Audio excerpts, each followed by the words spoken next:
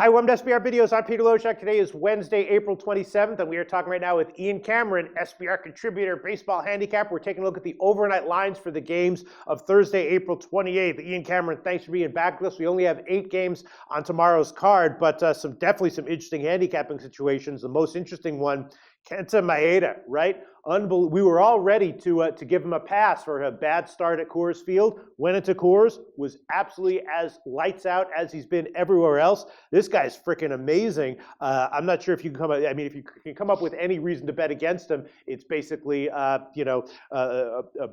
expectation that something that we haven't seen yet is going to happen. Any reason to believe that Maeda won't be another good bet here against Miami? You know what? He's been fantastic. There's no denying the way Kenta Maeda has pitched here for this LA Dodgers team. I mean, very, very strong stuff from the guy. And I mean, considering he's just coming over to the major leagues here and getting acclimated, and the fact he's done it so smoothly and dominantly in his first 4 starts is really impressive. And he's faced San Diego, Arizona, San Francisco, and Colorado. You know, the latter 3 of those 4 teams, they got decent to above average to in some cases, good lineups there. So there's no denying just how dominant Kenta Maeda has been. 0.36 ERA. That's microscopic for Kenta Maeda in his first 4 starts. 1 run allowed and 17 hits in 25.1 innings, 5 walks to 23 strikeouts. The peripheral numbers are there. The whip is low at 0.87.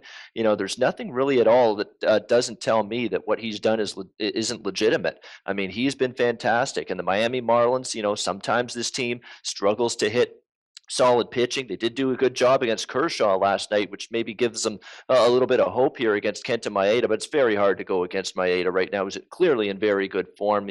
All the peripherals line up and indicate that his ERA is legitimate to this point. But you also have to keep in mind the LA Dodgers will be facing a pretty darn good pitcher here in their own right, Jose Fernandez. A little bit of a shaky outing last time out against the San Francisco Giants. He wasn't rocked by any stretch, but he labored, only went 6 innings, allowed 4 runs on 7 hits, 3 walks to 5 strikeouts, and the Marlins lose that game by a score of 7-2. It's been a little bit of a mixed bag for Jose Fernandez here in the month of April. He gave up 5 runs in his first start against Detroit, bounced back strong for 2 solid outings against the Mets and the Nationals, and then against San Francisco, labored again a little bit in his last outing. So it's a little bit of up and down for Jose Fernandez, but we know he's got the stuff. I think once he just works out some of the kinks, he'll be able to get back on track, and maybe he's able to do it here against the LA Dodgers. It's a team he'd not face at all last season, so this could be a Dodgers lineup that maybe not too familiar with Jose Fernandez, so he might be able to go out there and pitch a good game. This total is 6.5, but it's low for a reason. Can only play it under, but really, Peter, more than anything, it's just a question of value because 6.5, that is a very low total indeed. All right, then the next game that caught my eye on the overnight's Philly at Washington. Now, Philly, they were expected to be bad this year, and they have been but they haven't been Atlanta Braves bad. Obviously, there's a lot of holes in their lineup and on their roster, but they have some promise. They have been winning as an underdog recently on the road, and they're a pretty big underdog on the overnight line against Washington with Tanner Roark. And Roark, of course, off an awesome 15 strikeout start, and I think he is legitimately good and legitimately has great potential going forward, but he's not that good. And I think that Philly starter Aaron Nola is, I think we can expect him going forward to be at least as good, probably better than Roark. And I'm thinking that we'll see a lot of regression from Roark here, and maybe Philly as a big dog is worth something, and maybe especially on the 5-inning line when that comes out tomorrow. What do you think?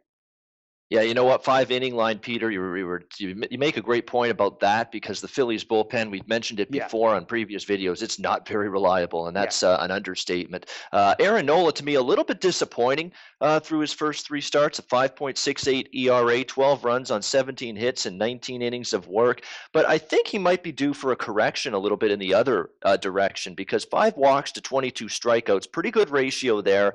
I think he's just been unfortunate at times a little bit. I do think he's a better pitcher than maybe his numbers have shown here in the early going. Maybe needs to get away from Philadelphia because he's made 2 road starts, Aaron Nola. 1.29 ERA. He's only allowed 2 runs in 14 innings of work on the road in previous starts at Cincinnati and Milwaukee this season. So maybe just getting away from Philadelphia it will be a good thing for him. Now the question is, can he fare better against Washington? this time around than he did the first time. He faced the Nationals back on April 16th, got hit hard, got absolutely hammered in that start, 7 runs allowed in 5 innings. But, maybe Nola can work out some of the issues he had in that start. Maybe getting on the road will make him a little bit more at ease facing the Nationals here. Now, the Nationals are a very good lineup, don't get me wrong, but still it's a team that very top heavy. They haven't gotten maybe some of the best production you could imagine from the bottom of the order. We know how amazing and incredible and heroic almost Bryce Harper has been. Seems to be coming up to the plate and mashing a big time home run in a big spot almost in every single game lately for this Nationals team. But, they can still go in and out of offensive funks. They've had games where they've put up 6 runs, 8 runs, 7 runs, and you'll see games where they get held to 3 runs. Last night against Velasquez and the Philadelphia Phillies, or games where even against Tom Kohler, they end up only scoring 1 run. So, it's still a little bit feast or famine for this Nationals lineup. And as for Tanner Roark, a very good start to the season for him, but I don't like that walk rate. 11 walks in 24 innings, that's pretty high. Control issues, I haven't heard him yet, but he's going to have to lower that walk rate just a little bit, because eventually there's going to be some teams that, you walk too many batters, eventually someone's going to make you pay with a big smash at the plate to cash in with runners on base. So want to see Tanner Roark sort of lower that walk rate. I mean, his numbers have been solid to this point, but I wouldn't argue with Aaron Nola and the Phillies possibly having some underdog value. It's never easy to bet on bad teams in Major League Baseball, Peter, but the worst teams in Major League Baseball, they're still going to win, 50, 60 games, 70 games in a lot of cases. So, you have to pick your spots with some of these bad teams if the pitching matchup sort of benefits them. And Aaron Nola might have a small edge here on Roark. But like you said, 5-inning line, maybe the preferred method of betting this one if you're going to take the Phillies side. Yeah, that's what I'm thinking about. And then let me ask you about a matchup tomorrow that I'm sure a lot of people are wondering about. We'll get your opinion on it, and I'm sure they'll be happy to hear what you have to say about it. St. Louis at Arizona, right? Michael Wacha. What's up with him? Not exactly sure. His last start, very ominous, right? Went into San Diego, and that would normally, you would assume, would be where a pitcher would have one of his better starts of the year. He had no strikeouts and 4 walks. Didn't give up a lot of runs, but that strikeout to walk number that he put up at San Diego is very, very ominous, and you're wondering if that was just a blip or if it's sort of indicative of what we can expect from him going forward. Before that, he did have a couple of solid starts where he was good, got a lot of strikeouts. So, he's looking like he's not spectacular right now, but might be okay if we consider his last start to be just anomalous. If not, he might be due to get crushed in upcoming starts. What's your take on Michael Wacha in this upcoming start as a road favorite at Arizona?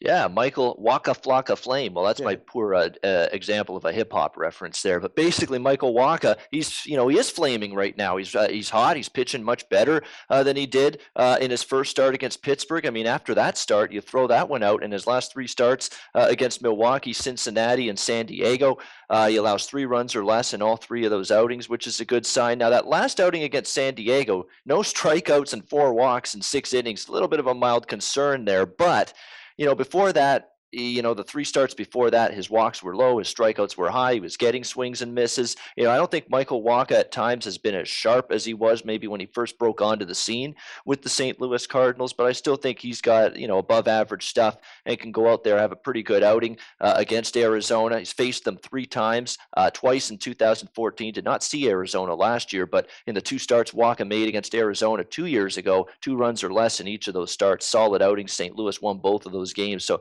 I think Wacha is still a little bit of a wait and see, but if you ask me to go with a lean here in this game, I think Michael Wacha can have a good start. Ruby De La Rosa, much better in his last outing, 1 run allowed in 6 innings against Pittsburgh, but before that, this was a guy, and I think I've talked about him at some point in a previous video. I still don't trust him fully yet. The walk rate is not great. The strikeout rate is also very low. Swinging strike rate as well could be higher, not missing a ton of bats right now. So Ruby De La Rosa still trying to transition himself into an effective major league reliever. And as far as I'm concerned, Peter, it remains to be seen if De La Rosa can be an effective major league reliever. And it's worth noting St. Louis roughed up De La Rosa big time in the one time this Cardinals lineup faced him last year. 5 runs allowed by De La Rosa in 5 innings against St. Louis. So the Cardinals have seen him, and they did hit well against him, and maybe a chance for them to do more of the same here in this one. Yeah, interesting matchup there. All right, we got 5 other games on the overnight lines. Ian Cameron, what would you like to bring to our attention? Boston. Interesting matchup there. Yeah. Jolie's Chassin in that one taking on Clay Buchholz. And Clay Buchholz is a mystery to me. I mean, one start, he's going to look fantastic, just dominate. And the next start, he's going to look not so good. I mean, we've seen a real mixed bag from Clay Buchholz early on here in the season. But now, if you look at what he's done in his last couple of starts, a little bit better.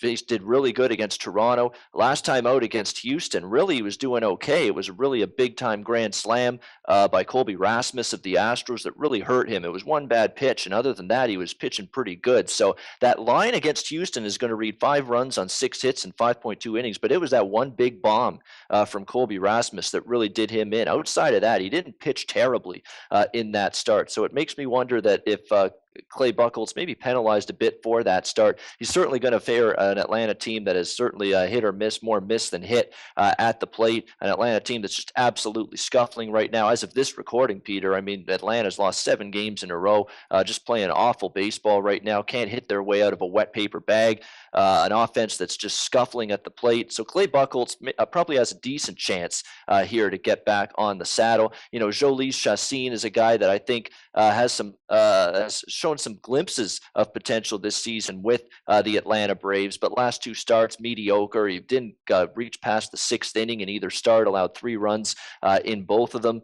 So he's still a work in progress for this Atlanta team. Maybe you look Boston run line -1.5, but maybe even more than that.